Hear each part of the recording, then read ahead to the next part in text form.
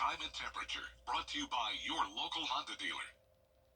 It's time to play America's favorite jackpot game. This is Powerball. Good evening, America. I'm Laura Johnson. Tonight we have another life-changing jackpot for you. It's worth an estimated $101 million. So get those tickets out. Let's play. That first number up is 37. Followed by the number 60. Tonight we're going to meet Al Chiappa, who won $50,000 playing Powerball. Congratulations, Al. Now for the rest of those numbers, we've got 47, the number 12, rounding it out with 54. Your Powerball number tonight, good luck everyone, is 17, and your Power Play multiplier is 3. After a bitter cold month of January, we are thawing out nicely for February. It is going to be well above the average this week with the exception of Wednesday, and then next week we will see a pretty big cool down. I'll have a look at all those temperatures coming up. Right now on News Channel 6 at 11, an Augusta landmark facing an uncertain future. We'll hear from local leaders and tell you what happens next. Also ahead, Hurricane Helene cleanup efforts in North Augusta, an update on their progress. And the big game less than a week away, the focus on keeping the players and the fans safe. As your news at 11 starts now. Live from Television Park, this is WJBF News Channel 6 at 11.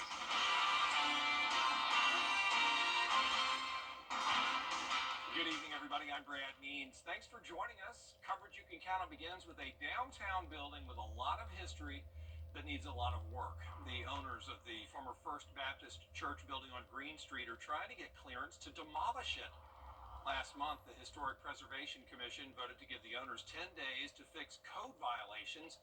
But Augusta historians call the building significant and want to see it saved, not razed. It's architecturally significant. I think it's historically significant very much. It's on the National Register of Historic Places individually. It's also in basically 2 historic districts and the locally designated historic district. It needs to be preserved. The owner and a member of the Historic Preservation Commission are both going to talk to city leaders at Tuesday's commission meeting. North Augusta city leaders giving us an update on storm cleanup tonight. Graham Lee has that. After more than 120 years, the old First Baptist Church downtown is in need of a lot of work, and historians want to see that work get done. It's unfortunate. I mean, we've been trying to work with the current owner and previous owners for years, and it's just gotten worse and worse. Last month, the Historic Preservation Commission, which is appointed by Augusta commissioners. All right, getting a little bit of the long version of that First Baptist story from George Ascolo. We will keep you posted on what happens with that after tomorrow's commission meeting. Right now, though, let's keep you posted on what's happening with our weather and chief meteorologist Jenna Petracci. Well, it was a pretty nice day. We were overall very room temperature, with those temperatures making it into the upper 60s through low 70s. And right now on our Terry Lambert Hyundai Skyview cam over at Washington Road is a dry and clear night. We had no rain today, and then this morning we had chilly temperatures. We were at 36 degrees, which does line up perfectly with our average of 36. So even though we're getting warmer and warmer in the afternoons, it's definitely still chilly late at night and early in the morning. But high of 72 today puts us over 10 degrees above average. Right now we're down to 49 in Augusta, but most of us in those upper 50s. Barnwell, you're at 57. Louisville at 56. Same temperature in Aiken. Gibson also at 56. A little bit cooler in Edgefield at 53 and 51 in Saluda, but not feeling too bad out there. And dew points are a bit higher in the upper 40s through low 50s. We do have enough moisture around to produce some patchy fog tomorrow morning once again. Winds are coming in from the south, helping to warm us up. Those sustained winds up to around 11 miles per hour now in Saluda, 7 in Edgefield and McCormick, 8 over into Washington. Once the winds become calm overnight, we will see some of that fog development. But in the meantime, nice clear skies across satellite and radar. Looking good all across the southeast with high pressure in control. Weak cold front to the north of us. That'll move through tomorrow. Really won't do much tomorrow, though. If anything, it's going to actually be a bit warmer ahead of that front. And tomorrow morning, we'll be going down to around 46 degrees with that fog possible. Looking ahead, just like today, the fog will erode as we go into the afternoon. weekend with sunshine and much warmer temperatures, all the way up to 79 degrees. Now, we will have a brief disruption with the warmth on Wednesday. I'm going with a high of 70 in Augusta. It's possible it could end up being even cooler than that. It's also going to be a mostly cloudy day, but then notice those temperatures go right back up into the upper 70s on Thursday. So a lot going on this week, and I'll break down all the details coming up in the full Viper 6 forecast. But back to you, Brad. Well, new tonight, a look at the effort to keep everybody safe at the Super Bowl. Newly appointed Homeland Security. Well, to North Augusta now, where city leaders are giving us an update on storm cleanup tonight. Graham Lee has that. More than 4 months after the hurricane, North Augusta is continuing their efforts to get everything cleaned up. We are largely complete with second pass through north of I-20. That also includes just south of I-20, there are rushing waters, and that we are currently working a small neighborhood south of Walnut Lane, close to Route 25. It's circled in blue, and we should have that done in the next couple of days. 2 months ago, data from the city administrator showed 22 of the 24 miles of city roads were cleared in the first pass. Now work crews are making the second pass, and they've nearly reached the halfway mark. The contract crews did a second pass fully on Savannah Barony. Savannah Barony, just in that one small neighborhood, has 6 dumps that have to be removed by large equipment. So those are marked and ready for pickup when the contractors come back through. The next priority is to get boom trucks to city streets in and around the Belvedere area. The roads that you see listed here in green have already had a first pass, and we'll go ahead and give them a second pass, and then those will be collected at the Belvedere interim site, and then SDR will service that site, move that back to their either Buena Vista or Country Club site, and then we will fully close that site. With a study session next week and President's Day weekend after that, city leaders will take a hiatus. But the city administrator says he's confident that they'll soon be seeing the light at the end of the tunnel. I would certainly feel comfortable in telling you that by the time we meet again, we'll be well over halfway for our city-owned streets into February. In North Augusta, Graham Lee, WJBF, News Channel 6. As new bills get introduced in Atlanta, lawmakers are looking at tax incentives for projects. The state's Economic Development Department approves projects that meet the qualifications for the film tax incentive. There were talks of putting a cap on how many projects could get it. A production company would have to spend at least $500,000 in a single year to qualify for the 30% tax credit. We have studios that need their spaces to be booked out because we've had smaller studio spaces open up in Valdosta and Gainesville. And so for me, our priority needs to get people filming back inside Georgia. Lawmakers say be careful, though. Some restrictions could drive film and TV productions to other states. South Carolina's Education Department outlining its budget needs for the year. The superintendent, Ellen Weaver, focusing on student success, supporting teachers, and school safety, asking for more than $560 million. $200 million would increase starting pay for teachers to $50,000 a year. Some lawmakers, though, say that could be a tough ask. There's a strong sentiment to reduce taxes in the state this year, and I'm sure that's very popular. But then again, when you reduce the income coming in, you're not going to have as much to work with as far as, public education. Other budget items include $115 million for instructional material, $30 million for the Education Scholarship Trust Fund. That's one of the state's school choice initiatives. The Augusta-Richmond County Coliseum Authority approving a plan to move forward with ice hockey at the new James Brown Arena. Oakview Group, that's a management company that handles several arenas across the country, has agreed to come up with about $10 million for ice-making equipment. The authority vice president, Brad Usry, says the new arena is going to benefit the community and the economy. Again, it's exciting. I mean, to get past that hurdle with the hockey and have a really great owner that's got a track record and knows we're going to be successful, it is huge. I mean, it's huge for the arena. Plus, the economic benefits of hockey with 62% more success rate for the arena. But really, it's just a good thing all around for the arena and for the community. They hope to have the arena completed by 2027. Coming up, the Irish American Heritage Society already starting its St. Patrick's Day celebration. Why not? We'll have a look at the Grand Marshal Ball after the forecast. And most of the temperatures this week will be well above average, but I am expecting a brief cool down on Wednesday and then a much bigger and more long-term cool down next week. I'll have a look at all those temperatures right after the break. All right, so let's be. The News Channel 6 mobile app is now even better. Download it today. Now, your most accurate forecast with WJBF Live Viper 6. Welcome back. I want to start out with a school shout out. Last Friday, I went over to Savannah River Academy in Grovetown, Georgia, and spoke with this awesome group of kindergarten through fourth grade students. Big variety of ages, but all of them were so smart and so interested to learn about the weather. So they were all just wonderful, and the teachers were so sweet as well. Shout out to these two little boys here I got pictures with who really love the weather. And then, of course, I had these four students come up, as always, to give their own forecast, and they did an amazing job, and I definitely think we could have some future meteorologists in this group. So thank you so much again to Savannah River Academy for having me.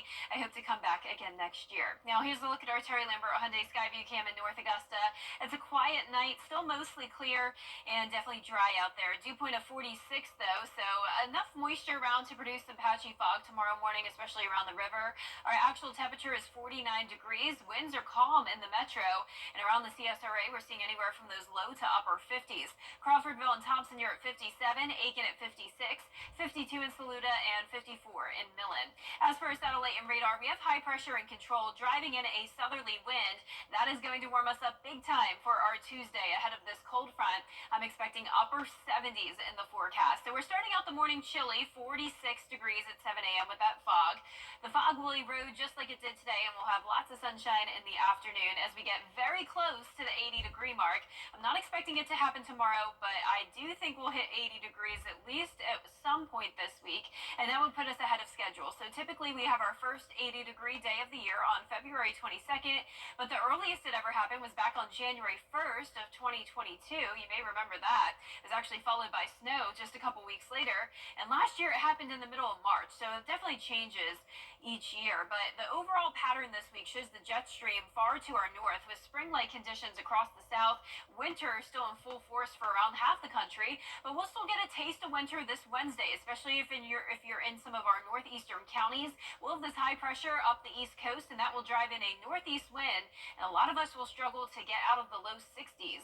Now, our southern line counties will likely still make it into the low to even mid 70s, but it really all depends on how strong that wedge will be. So definitely a brief cool down on a Wednesday, along with some clouds moving in, but you can see clear skies for our Tuesday. There's that northeast wind on Wednesday with the cloudy skies, maybe a few sprinkles around as well, and some more rain into early Thursday morning. But overall, those rain chances are low, around the 30% chance for Friday. A few storms possible with the very warm temperatures, but just in time for the weekend, we're drying out. It'll be very warm, near 80 degrees, and just a great weekend to be out and about. Now, next week, some big changes, cloudy skies, a few showers, and going all the way down to the 50s and 60s for highs. Now, back to you, Brad. All right, Jenna, thanks. The Irish American Heritage Society kicking off its St. Patrick's Day celebration in grand style.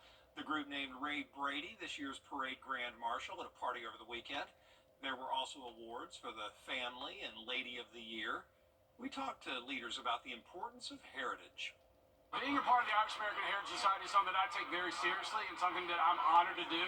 My grandparents helped start this organization. My father's been very involved. My family's been involved. And to be a part and continue this and to be a part of the legacy is very important to me. And it's not my society, it's our society. The St. Patrick's Day Parade is going to be on St. Patty's Day this year, Monday, March 17th. Still ahead, President Trump has paused the W6. TV's #1 entertainment talk show is doing big numbers. Over 1,500 costumes, more than 100 stunts. Guess what, Mark? You are so wrong. 300 plus stars a year. Thank you so much for the warm welcome. And 15 Emmys. It's actually 16. Humbly. respectfully. Come on live to make your morning shine. Weekday mornings at 9 on News Channel 6.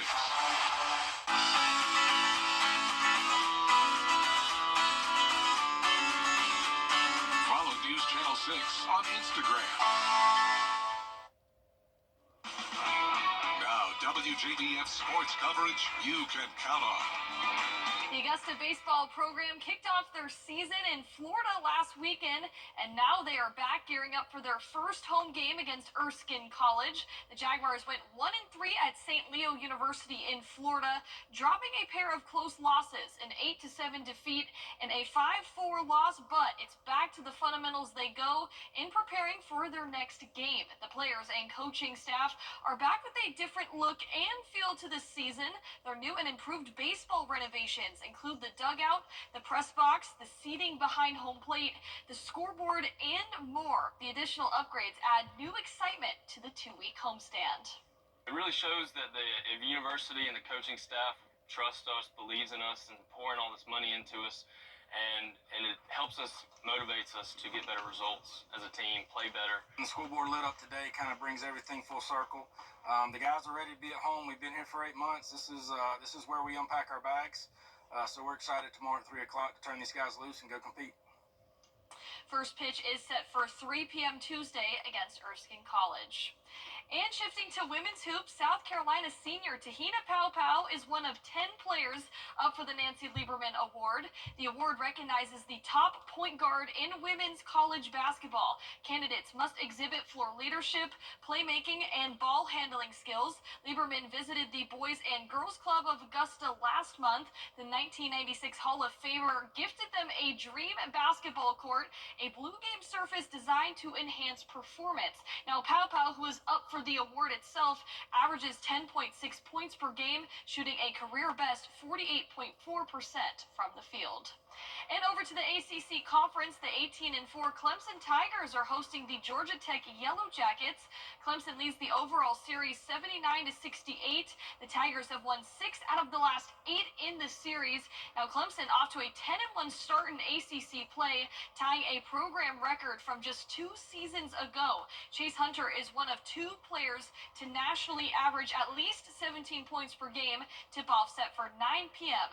Tuesday in Littlejohn Coliseum. And the All-CSRA Awards are open to all varsity athletes grades 9 through 12. And the nominations are for all sports. We're talking football, basketball, soccer, softball, flag football, volleyball, and so on. Head on over to the WJBF sports page to submit the nomination form. That's it for sports. We'll be back. Do you really know what you're inhaling? A very warm day tomorrow, a little cooler on Wednesday, then warmer again Thursday, and then another big cool down we'll be tracking next week. How about paying $48 million for a car? Somebody did it for this 1954 Mercedes Silver Arrow race car. It was at an auction in Germany, one of only 4 fully preserved anywhere on Earth. It was donated to the Indianapolis Motor Speedway by Mercedes-Benz back in 1965. They're going to use the auction proceeds to renovate their facilities there in Indy. Pretty car for sure. Yeah. Thank y'all for watching. We appreciate you. Have a good rest of your night. We'll see you tomorrow.